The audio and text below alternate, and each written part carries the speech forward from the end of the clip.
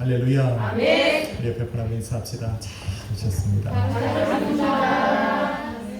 우리 한 번 더 인사합시다. 당신을 위해 좋은 일이 시작되었습니다. 당신을 위해 좋은 일이 시작되었습니다. 네.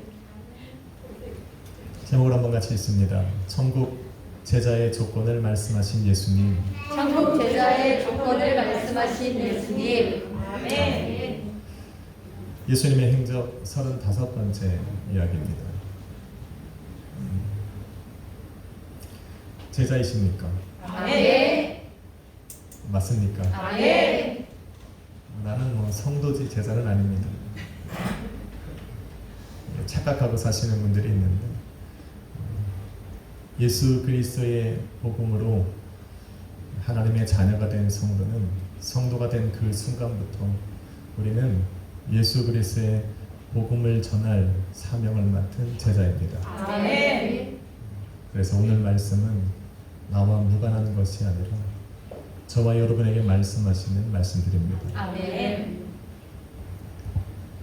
진정한 제자가 되려면 어떻게 해야 될까? 오늘 말씀에도 보면 수많은 사람들이 예수님을 따라다녔습니다. 예수님을 따르는 그 많은 사람들을 바라보시면서 예수님께서 말씀하십니다. 너희가 정말 나를 따라오려느냐? 정말 나를 따르는 내 제자가 되겠느냐? 그 사람들에게 나를 따라오는 조건들을 말씀하신 겁니다.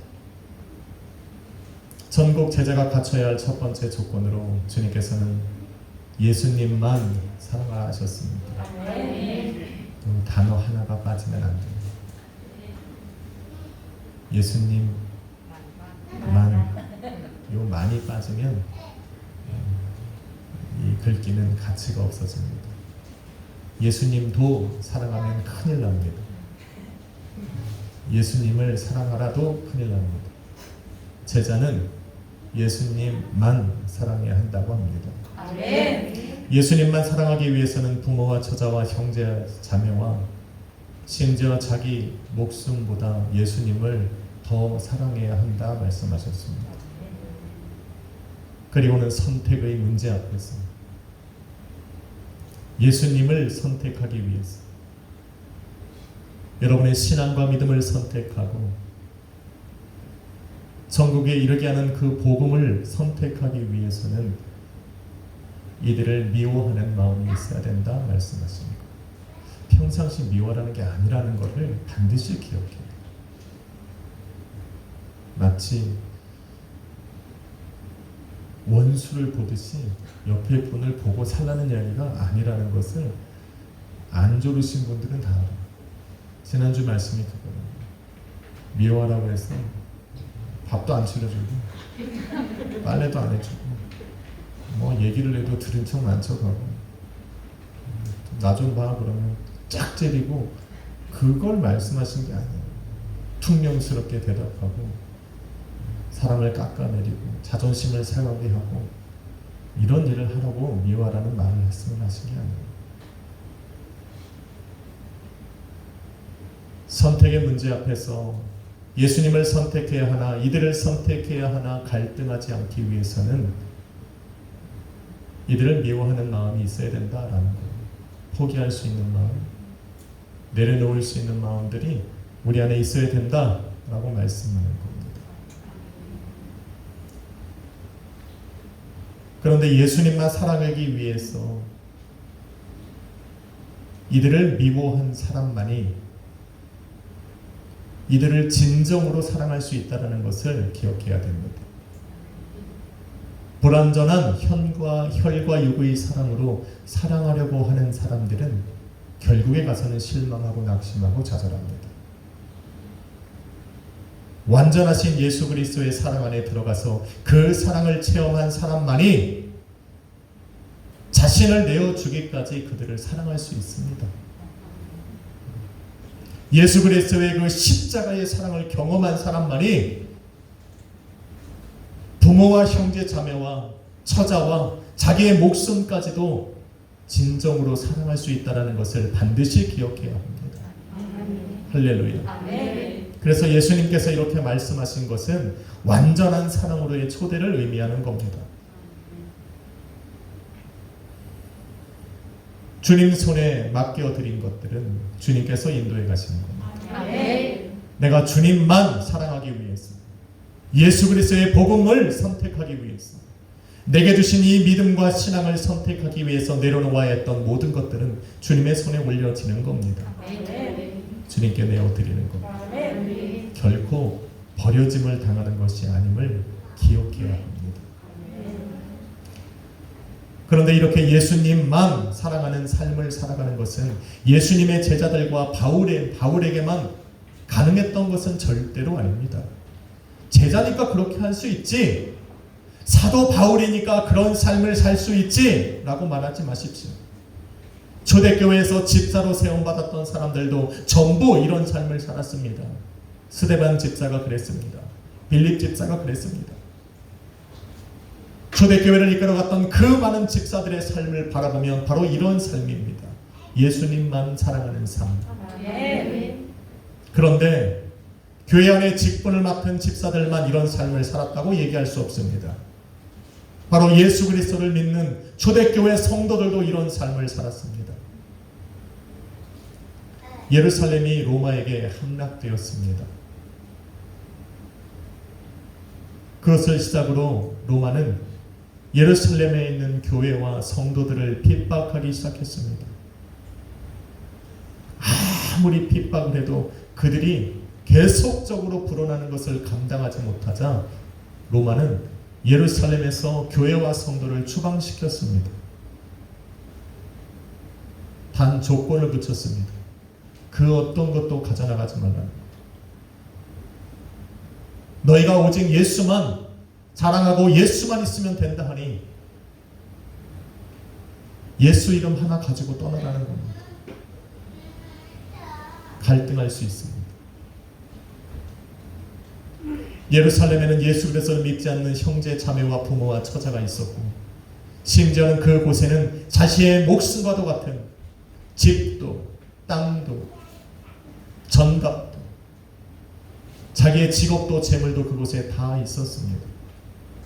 그런 것을 다 포기하고 그 예루살렘을 떠나는 것은 결코 쉬운 일이 아니었습니다. 그럼에도 불구하고 예루살렘에 살아가던 성도는 예수를 선택했습니다. 아멘. 예수 이름 하나 붙들고 예루살렘을 떠나 여러 이방 지역으로 흩어졌습니다. 그들을 우리는 디아스포라라 부릅니다. 흩어진 유대인들, 흩어진 성도들. 예수 그리스도를 사랑하고 예수 그리스도만 사랑하고 예수님만 선택하고 복음을 선택하고 신앙과 믿음을 선택하기 위해서 이 모든 것들을 미워하듯 포기했던 그 사람들은 오늘 주님의 말씀처럼 제자가 된 것입니까?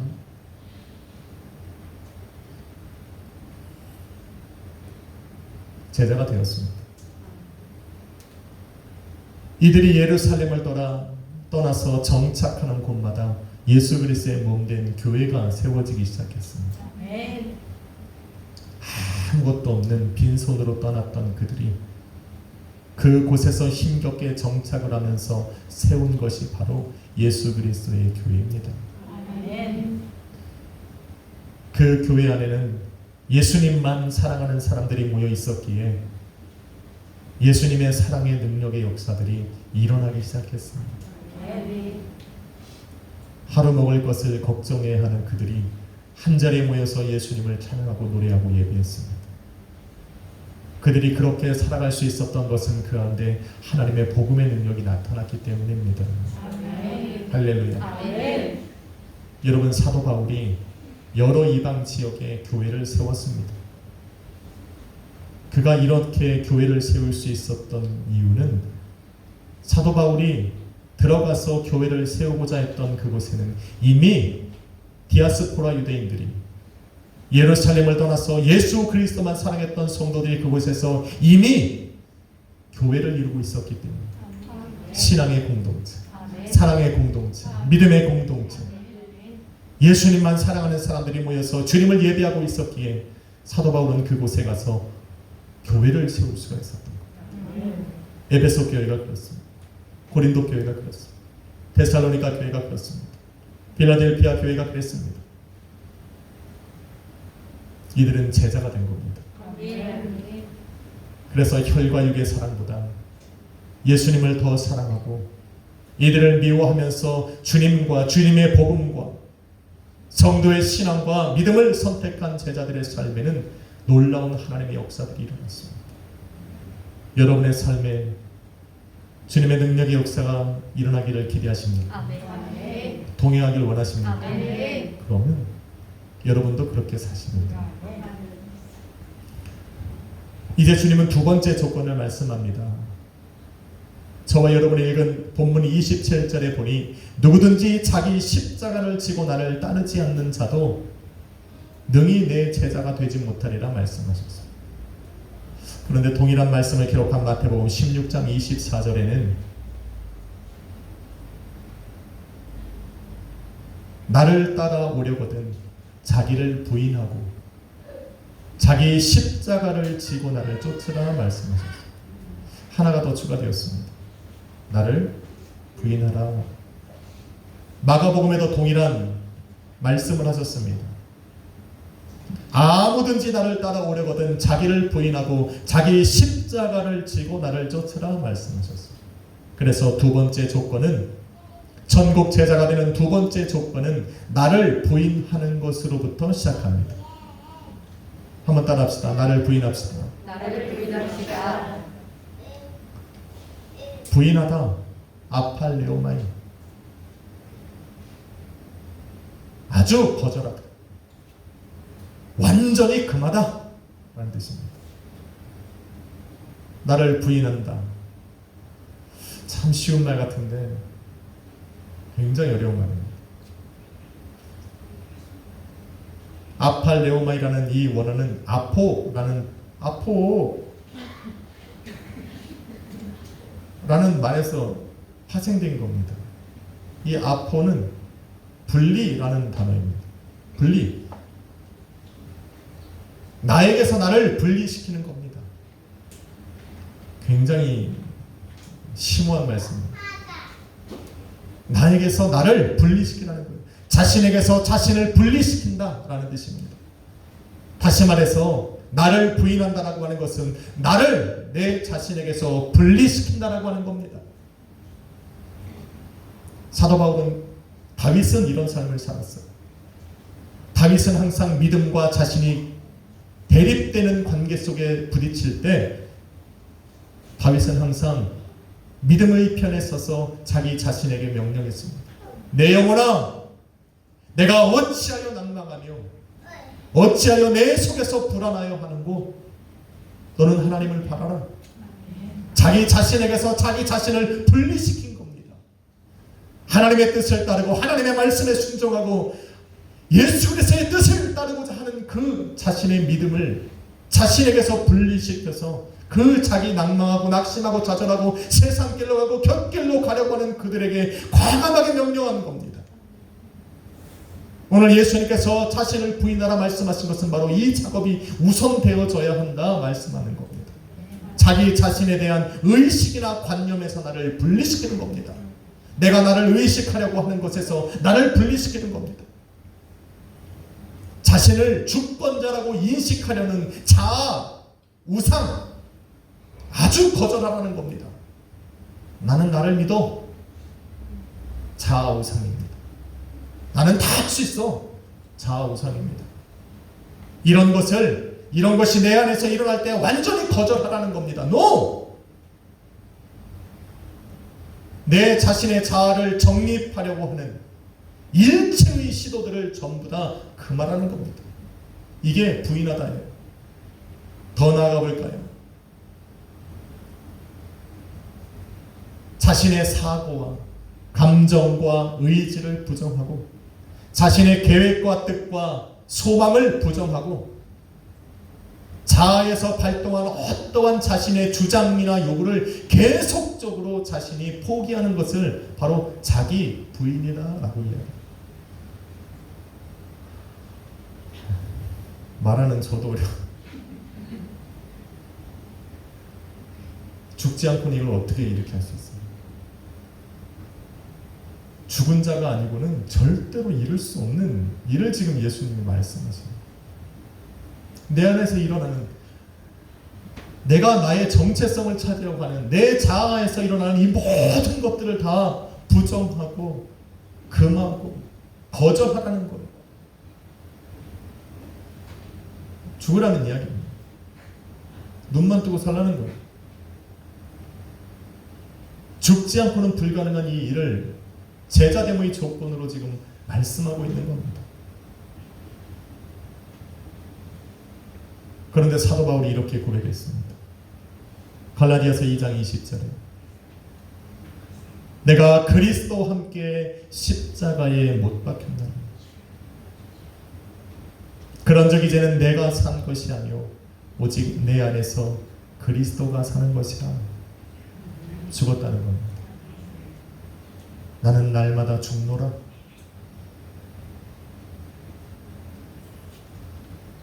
바울이 예수 그리스도를, 부활하신 예수 그리스도를 만난 후에 지금 자기를 부인하고 있는 겁니다.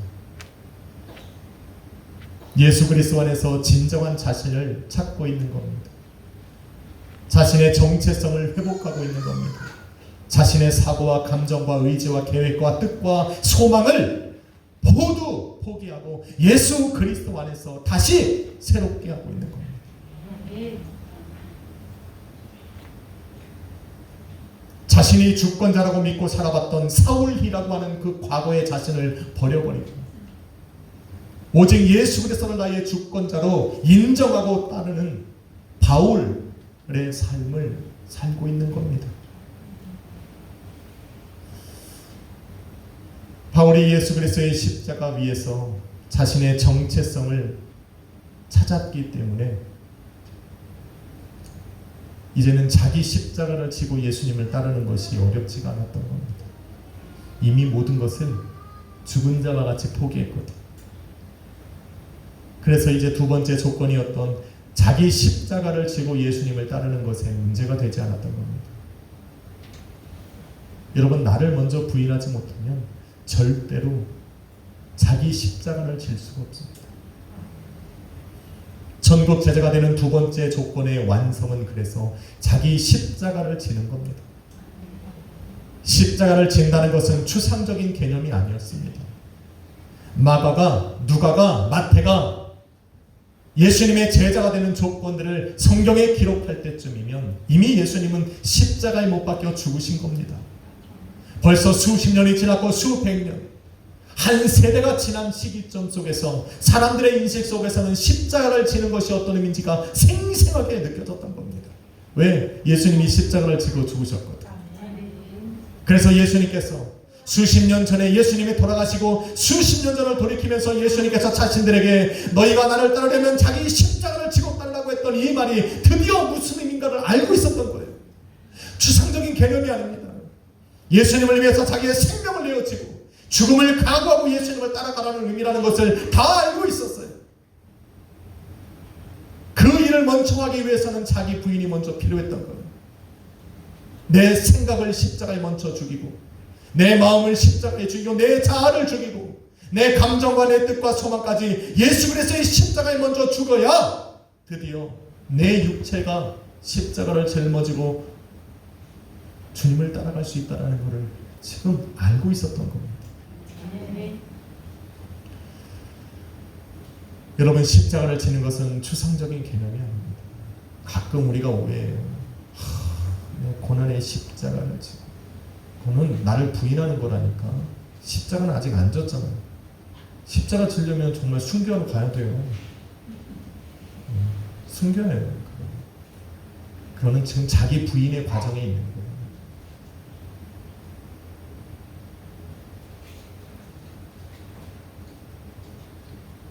자기 십자가를 지라는 말씀은 실제적인 겁니다. 그래서 마가복음 8장 34절에 보면 아무든지 나를 따라오려거든 자기를 부인하고 자기 십자가를 지고 나를 쫓으라 말씀하신 후에 누구든지 제 목숨을 구하고자 하면 잃을 것이고 누구든지 나를 위하여 제 목숨을 잃으면 찾으리라 말씀하셨습니다. 목숨을 버리라는 거예요. 실질적인 거죠. 초대교회는 이렇게 인식을 했습니다. 십자가를 지고 주님을 따르는 것은 추상적인 것이 아니라 실질적으로 내 목숨, 죽을 각오를 하고 주님을 따라가야 한다는 의미라는 것을 다 알고 있었습니다. 2000년이 지난 지금 우리는 그렇게 살 수 없으니까 자꾸 우리 합리화를 지키는 거예요.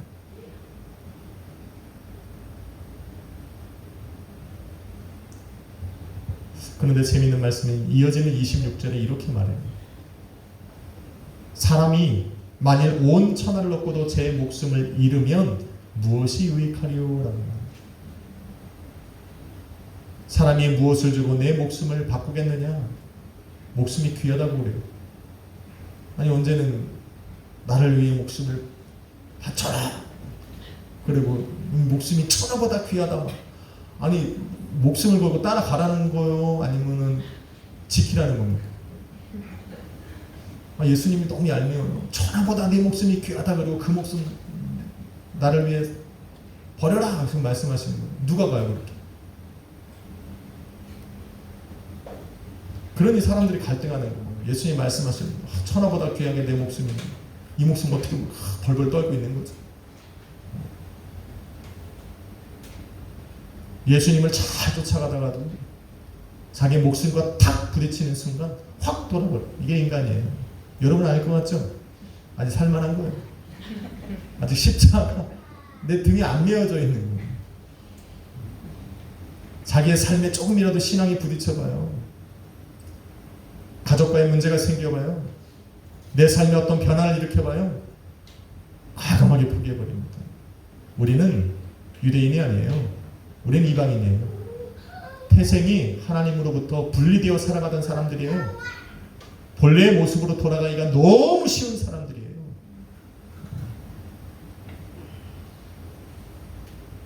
그런데 이 목숨보다 천하보다 귀한 이 목숨을 예수 그리스도를 위해서 내어 던진다? 쉽지 않습니다. 주님께서 그럼에도 불구하고 이렇게 말씀하신 것은 무엇이냐면 한 번 죽는 것은 인간에게 정해진 것이다. 너희가 가진 이 목숨과 생명이 영원하지 않다는 거예요. 그런데 언젠가는 잃어버릴 이 목숨을 이 목숨보다 귀하지 않은 천하를 얻기 위해서 사용하지 말라는 거예요. 이해가 되셨습니까? 너에게 주어진 한 번뿐인 이 목숨보다 천하가 귀하지 않은데 그 너희 목숨보다 귀하지 않은 이 천하를 얻기 위해 너희 목숨을 투자하지 말라고 지금 이렇게. 대신에 너희의 목숨, 한 번 정해진 너희의 목숨을 죽을 수밖에 없는 너희 목숨을 다시 살리사 영원히 살게 하실 그 주님 앞에 드리라 지금 말씀합니다.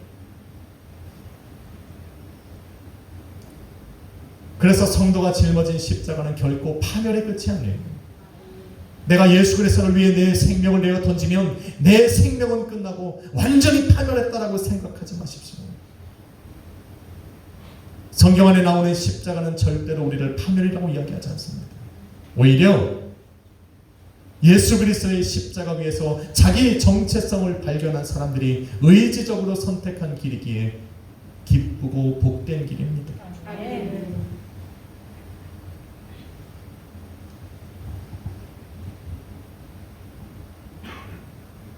저와 여러분은 그리스도를 위하여 돌에 맞아 죽어가던 스데반 집사의 마지막 모습을 기억하고 있습니다.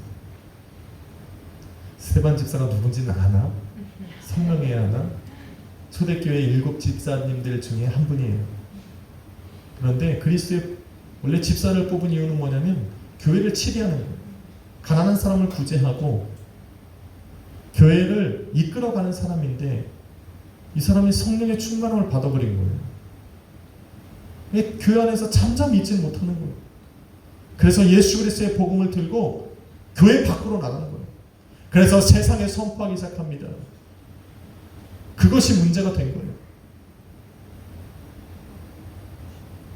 그런데 사도행전 7장 55절 56절을 바라보니까 그가 성령이 충만하여 하늘을 우러러보니 하나님의 영광이 보이는 거예요. 예수 그리스도가 하나님 보좌 우편에 서 계신 것을 바라본 거예요. 너무 깜짝 놀란 거예요.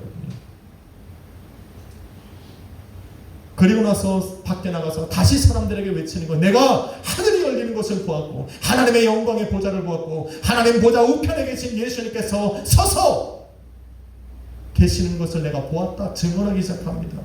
그 말을 들었던 사람들이 일제히 스데반 집사에게 달려들어 돌을 던지기 시작합니다. 그런데 돌에 맞는 스데반 집사의 모습이 과간입니다. 원래 이래야 되는데 이게 실질적인 거예요. 여러분, 누가 돌 하나 던져봐요. 얼마나 아파. 돌마다 죽어가는 스데반 집사는 오히려 주님의 이름을 크게 부르고 하늘을 우러르고 그 하나님 앞에 자신에게 돌을 던지는 사람들을 위해 기도하기 시작했다라는 거예요.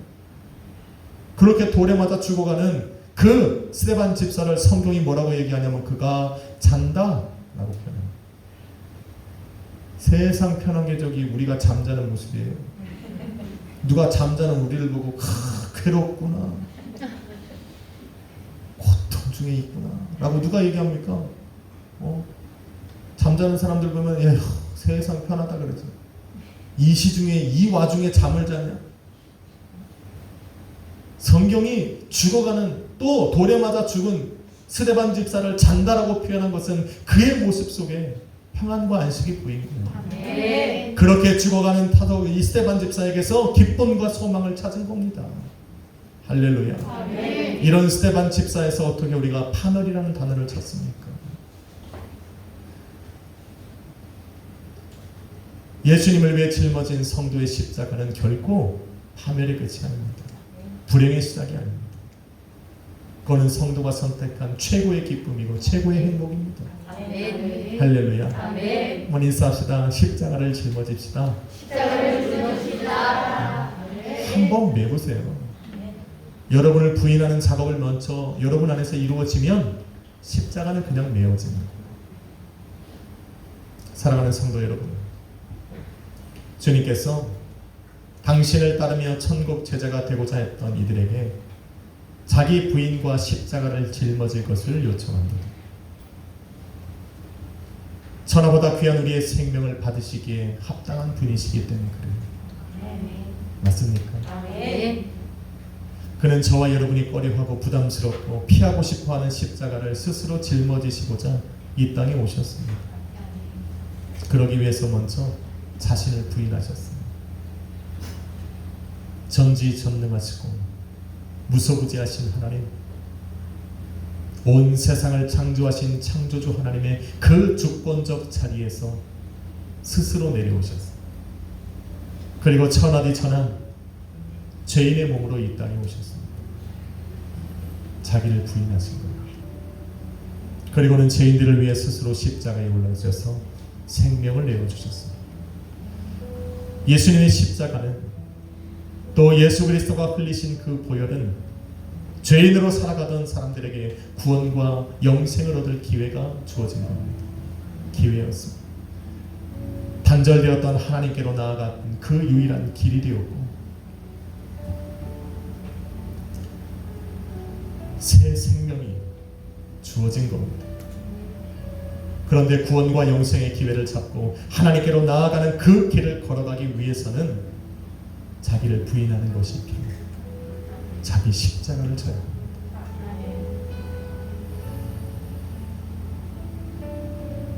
나의 나됨을 포기하고 예수 그리스도 안에서 새로운 나를 세워나가는 것, 이 작업이 우선되어야 합니다. 나의 뜻이 아닌 주님의 뜻대로, 나의 길이 아닌 주님의 뒤를 따라가는 것,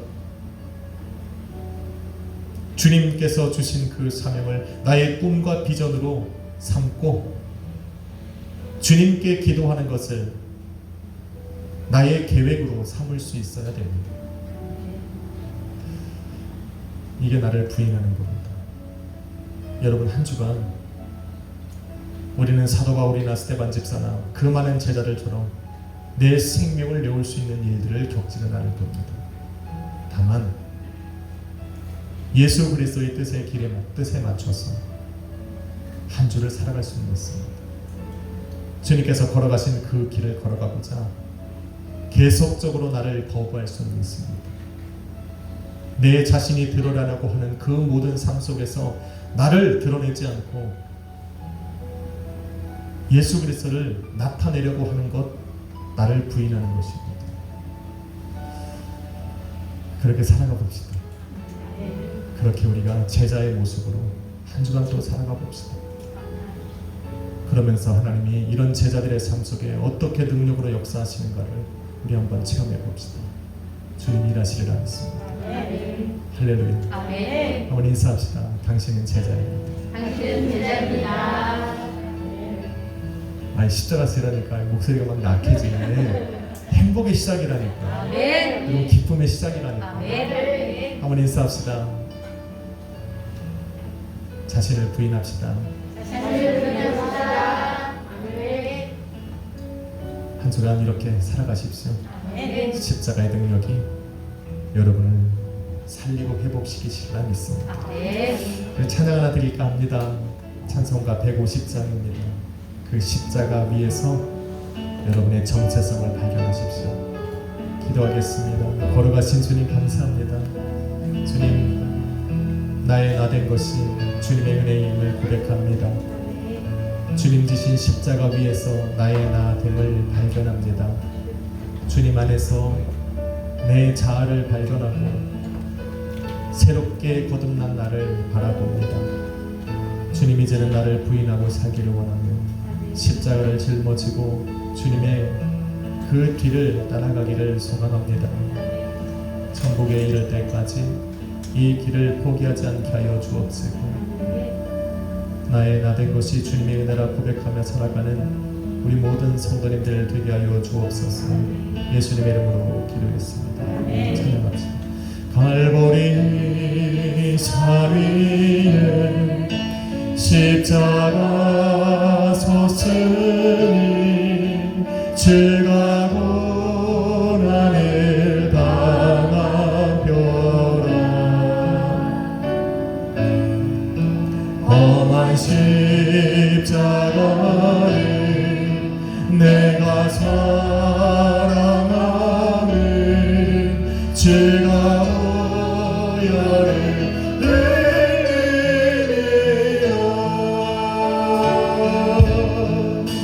죄의 승리를 얻기까지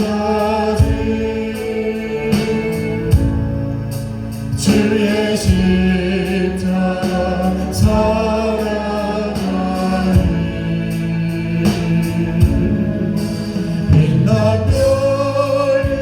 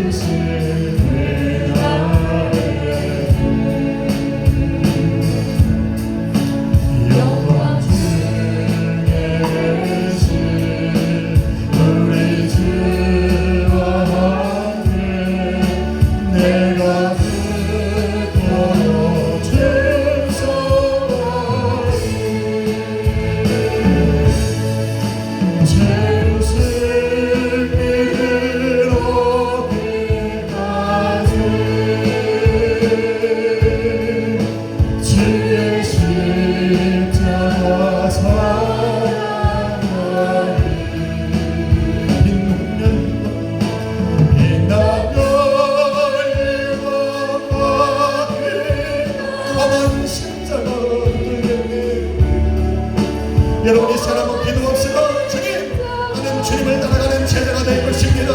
나를 부인하고 십자가에 짊어지고 주님을 따라갈 수 있도록 성령 하나님의 동행하여 주옵소서. 십자가 앞에서 그 안에서 나를 찾게 하여 주옵소서. 주여 머무리가 없이